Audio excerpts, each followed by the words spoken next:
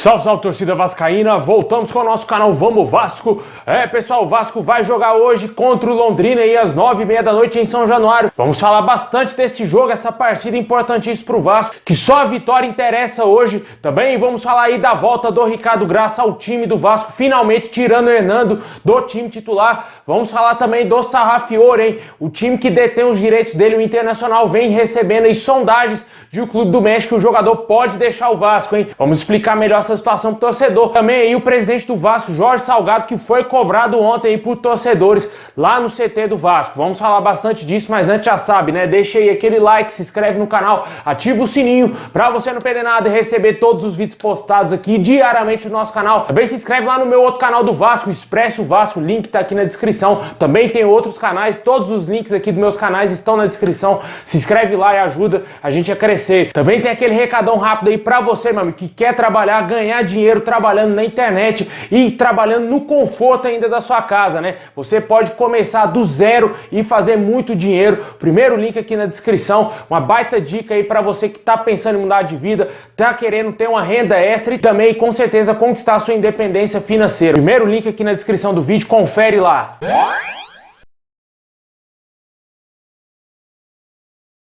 Bom, pessoal, o Vasco vai enfrentar o Londrina às 9h30 da noite hoje em São Januário. Jogo válido aí pelo Campeonato Brasileiro da Série B. O Vasco que precisa vencer de todas as maneiras esse adversário. O jogo terá transmissão somente do Premier Clubes. O Vasco que está hoje na 9ª colocação com 28 pontos. Ontem, com a vitória do Avaí frente ao Sampaio Corrêa, a distância do Vasco para o G4 aumentou, né? Hoje já são 3 pontos. No início da rodada eram apenas 2. O Vasco precisa vencer hoje e torcer por um tropeço do Goiás para conseguir aí entrar no G4 nessa rodada. É importantíssimo o Vasco fazer aí um placar até mesmo elástico aí contra o Londrina para melhorar o saldo de gol do Vasco para a competição, né? Porque ele tá sendo uma competição muito embolada ali. Posição do Vasco, até mesmo do Operário para cima, todos ali estão na briga para tentar buscar esse acesso e com certeza o Vasco tem que ter vantagens aí em frente a esses adversários, ter mais vitórias, ter mais saldo de gol, só que isso não vem acontecendo, né? A regularidade no Vasco está sendo muito grande e por isso hoje o Lisca vai mudar aí de novo a equipe do Vasco. Provavelmente o time que entrará em campo hoje deverá ser com o goleiro Lucão, que está de volta aí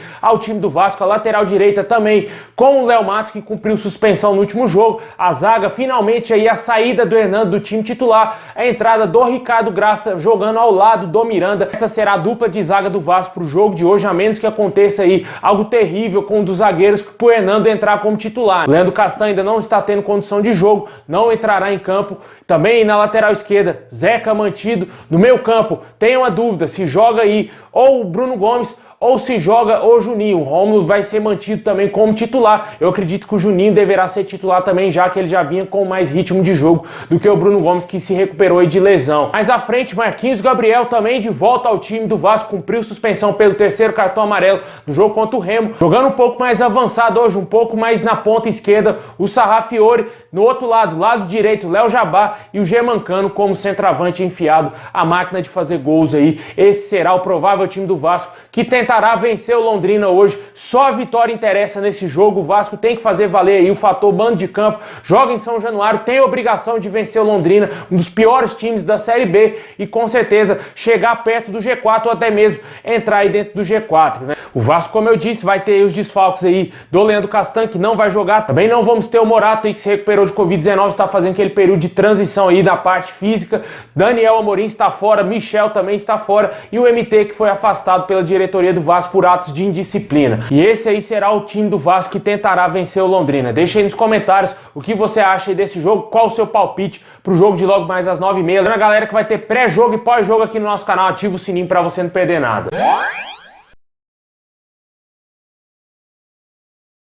Bom, pessoal, ontem pela tarde o presidente do Vasco, Jorge Salgado, foi surpreendido aí com meio que uma invasão de torcedores de torcida organizada para fazer alguma cobrança aí ao presidente do Vasco, né? O Vasco está muito mal na Série B, na 9ª colocação, a pífia colocação pela grandeza do Vasco. E o que a gente vê é que não dá mostras que esse time vai melhorar, né? O torcedor pede contratações, o Vasco precisa urgente de reforço e os caras não estão fazendo nada. Por quê? Por que vai prometer na campanha? O Jorge Salgado está, na minha opinião, vem fazendo uma péssima péssima gestão. Não me contento com esses negócios de salário, pago salário, tá em dia, isso é obrigação de qualquer um presidente que passar pelo Vasco. Isso aí é obrigação, não tem que elogiar presidente porque paga em dia. Na minha opinião, ele tinha que cumprir o que prometeu na campanha. Já que ele quis assumir o poder do Vasco a todo custo, ele deveria prever que o amiguinho dele, Alexandre Campelo, iria rebaixar o Vasco, iria deixar o Vasco nessa lama, no fundo do poço como o Vasco está hoje. E isso é culpa do Alexandre Campelo. O Vasco caiu por culpa do Alexandre Campelo e mesmo assim o Jorge Salgado quis assumir o poder do Vasco. Nas eleições, tava grandão, tava achando que ia ganhar de todas as maneiras, ganhou lá nas eleições online, mas não foi a vontade do sócio, né? E acabou assumindo aí o poder a todo custo. E infelizmente hoje o Vasco paga muito caro com isso, porque não tem dinheiro, não tem investimento do presidente que assumiu o poder do Vasco, e o torcedor não sabe nem se o Vasco vai voltar para a primeira divisão. Muito por isso eu entendo os motivos dos torcedores aí da torcida organizada terem invadido lá. Deixa aí nos comentários se você sabe onde foi essa invasão.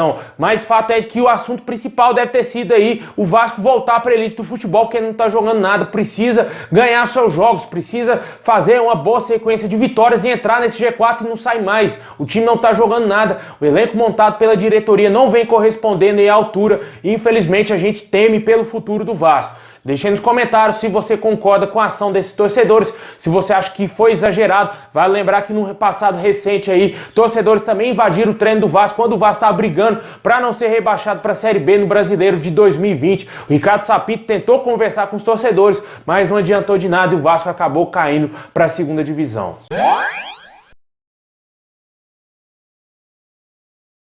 Bom, e para fechar, vamos falar aqui da situação do Meia Sarrafiore, jogador que pertence ao Internacional. O Internacional teria recebido sondagem do Puebla do México para tentar levar o meia argentino lá para o futebol mexicano, né? De acordo com o site torcedores.com, que apurou que o clube mexicano elabora uma oferta de cerca de US$ 1,5 milhão, aproximadamente 7 milhões e 900 mil reais, na cotação atual do dólar pelo argentino.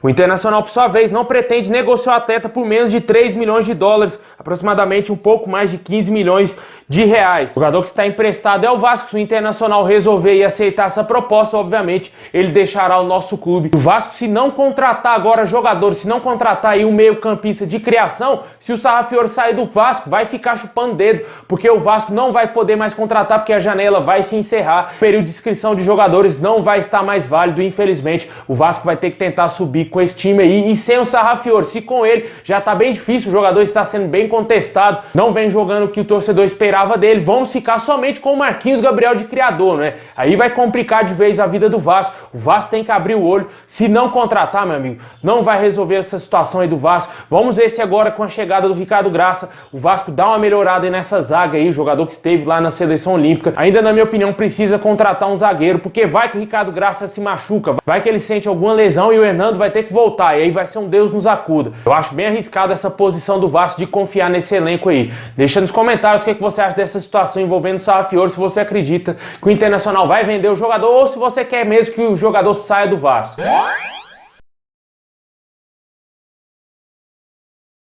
Bom, pessoal, esse é o vídeo de hoje. Muito obrigado, deixa o like, se inscreve no canal, ativa o sininho pra você não perder nada. Muito obrigado aí a quem assistiu até o final. Tamo junto, forte abraço.